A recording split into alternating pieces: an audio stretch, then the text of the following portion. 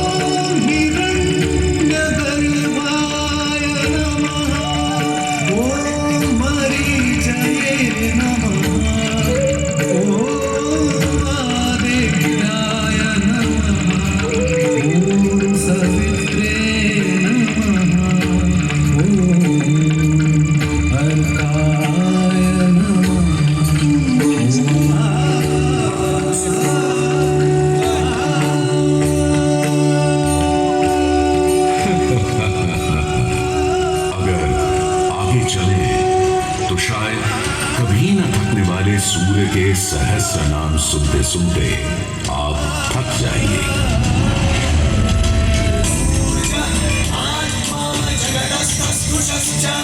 हमारी सभ्यता के सबसे पुराने और आधारभूत ग्रंथ ऋग्वेद के पहले मंडल में ही सूर्य का बखान करती हैं ऋचाएं, और सूर्य से मिली अग्नि से ही शुरू होती है ऋग्वेद की पहली ऋचा।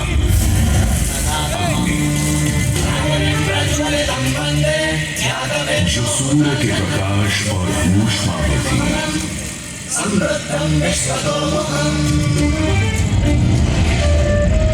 अग्नि जो दावानल और ज्वालामुखी में प्रलयंकारी विध्वंसक के रूप में विद्यमान थी।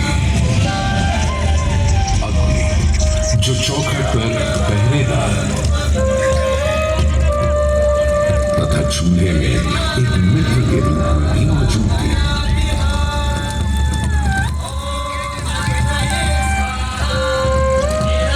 तभी तो भारत ही नहीं, पुरातन मिस्र में रा, दक्षिण अमेरिका में इंटी, अफ्रीका में लीजा, फारस में अगी, चीन में झुरान, जापान में कागुत्सुची और कोजिन, तुर्की में अलाज, यूनान में हेफेस्टोस हेलिकोस और रोमनों में वाल्केन और फीबस जैसे पौराणिक अग्नि स्वरूप देवों की कल्पना विद्यमान है।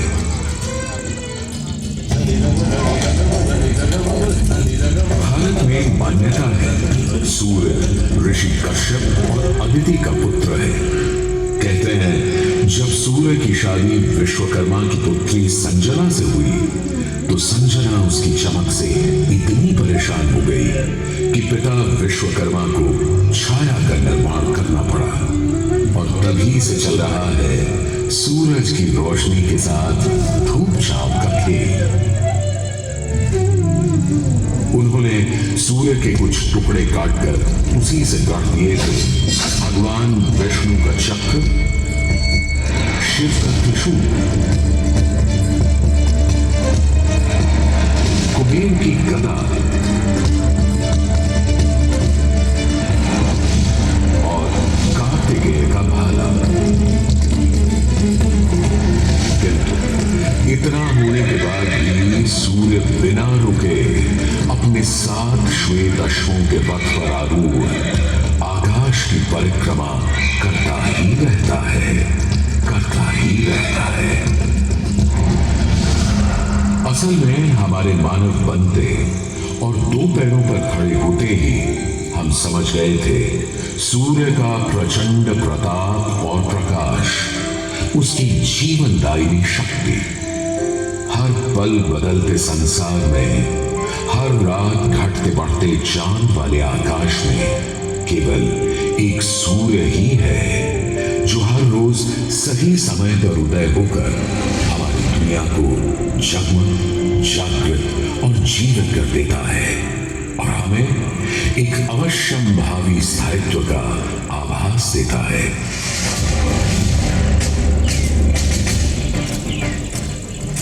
सूर्य से ही तो हमारी फसलें, फल, पक हमें भोजन देते हैं। सूर्य से ही तो हमें बादल और बारिश मिलती है और सर्दियों में सूर्य जरा टूटा तो जीना दूभर हो जाता है।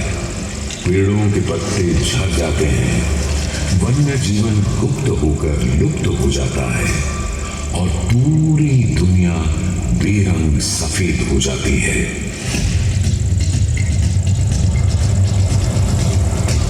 सूर्य ही तो सारे संसार को ऊष्मा, ऊर्जा और ओज से ओतप्रोत करता है।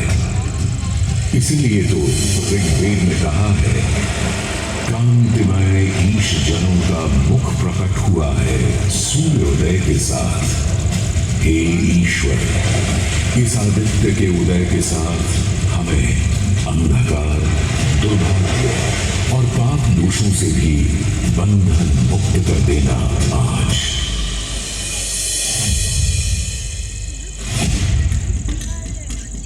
और अगर ग्रहण के समय सूर्य कुछ क्षणों को लुप्त हो जाए तो सारे संसार में हाहाकार मच जाता है।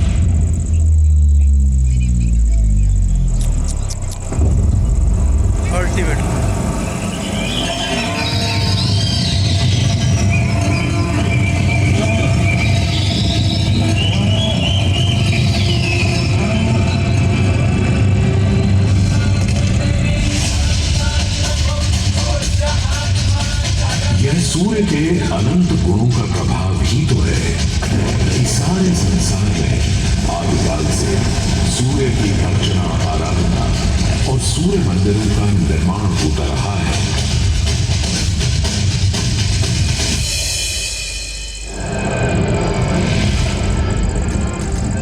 दक्षिण अमेरिका के इंका काल के सूर्य उपासना स्तूप, मिस्र के रामसेस मंदिर परिसर में स्थित सूर्य मंदिर, रोम और यूनान, चीन और जापान, मेसोपोटामिया और ईरान के सूर्य मंदिर और भी दुनिया भर में न जाने कितनी सभ्यताओं ने अपनी अपनी तरह की सूर्य उपासना और मंदिर परिसर देखे हैं।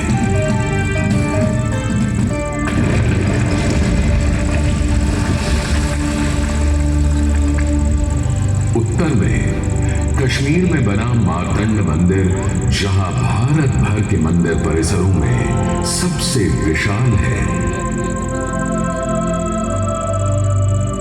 पूर्व में ओडिशा का कोणार्क मंदिर सबसे वैभवशाली। पूर्वोत्तर में असम और मणिपुर के सुंदर सूर्य मंदिर देखते बनते हैं। तो दक्षिण में तमिलनाडु, केरल, कर्नाटक आदि के सूर्य मंडप अपनी अलग छटा रखते हैं। उधर उत्तराखंड, उत्तर प्रदेश, बिहार, मध्य प्रदेश, हरियाणा और हिमाचल में भी सूर्य मंदिरों की हार माला सी बनी है।